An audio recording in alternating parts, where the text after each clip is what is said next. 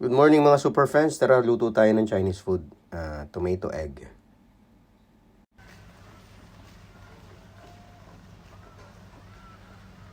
So, ito mga need natin. Yan. Sili. Kamatis. At mga itlog. Yan lang. So, ayan, nakat na natin. Tara, lutuin na natin. Init muna tayo ng kawali. Ayan.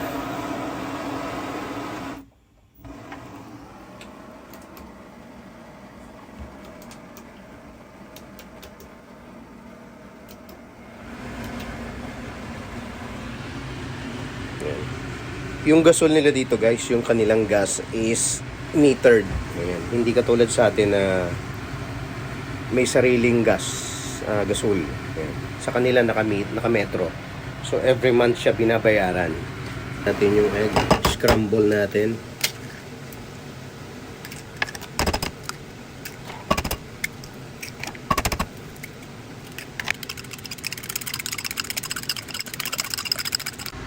So painit na tayo ng mantika, guys.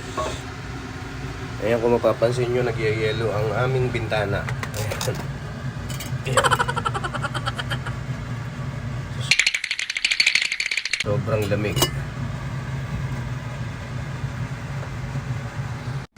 Tapos ilagay na natin yung egg.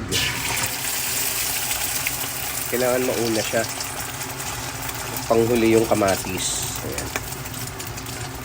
So ang kanilang mga food dito, karaniwang pagkain nila or dish.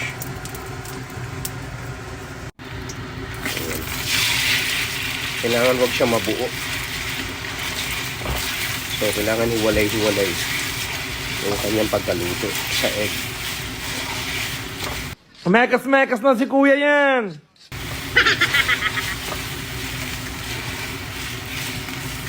Hanggang maging sa, ano siya, para siyang omelette.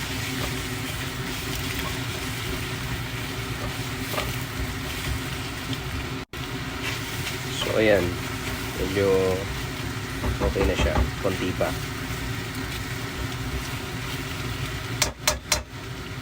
So pwede na to, hanguin na natin. Lagay muna natin sa plato.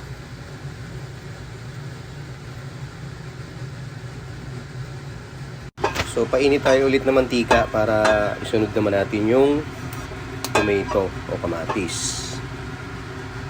Today ang weather namin is -19. Ayan. So mas malamig ngayon. Ayan guys, sunod na natin guys ang kamatis.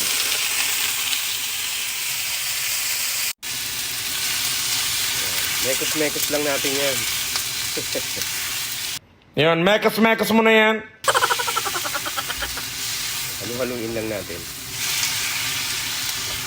Hintayin natin siyang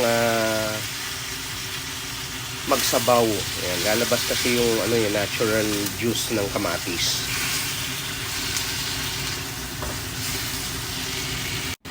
At hintayin din natin siyang maging malambot.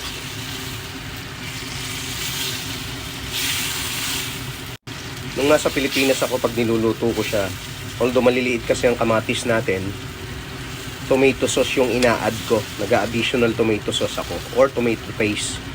Lalagyan ko lang ng konting tubig. Yung kamatis kasi nila dito masabaw.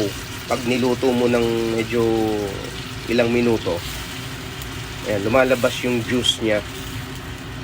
Pwes! Hindi nga! So ayan guys, mapapansin nyo medyo ayan, lumalabas na yung juice ng kamatis. Ayan. So konti pa. After nito, ilalagay na natin yung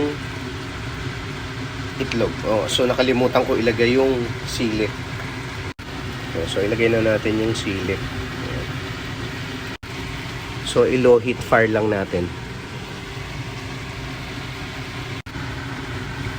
Halo lang natin ulit.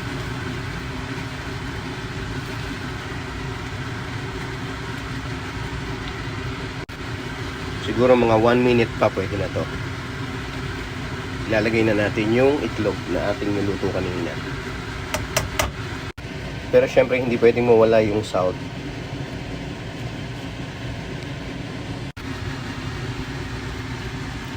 Ayan.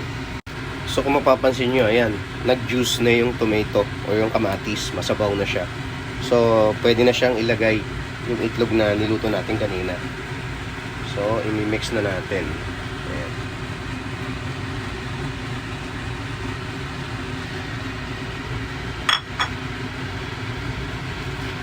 Haluin lang natin. Actually, hindi na to kailangan matagal lutuin. Mix lang ng konti, palasahin lang, pwede na. And pepper pala. Kailangan natin lagyan ng pepper. Pero pwede din naman walang pepper. Pero mas prepare ko kasi nilalagyan ko siya ng pepper para mas masarap. Ako na salita, totoo lamang. Sobra na masarap yan. So ayun, luto na siya guys. So ilalagay na natin siya sa malaking bowl. So ayan, luto na ang ating egg tomato Chinese food. Ayan. Yan lang yung madaling lutuin na Chinese food para sa akin. Ayan. So ayun guys, let's eat na. At thank you for watching. Pasensya na dun sa... Ayan, tapyas. May kumagat yata.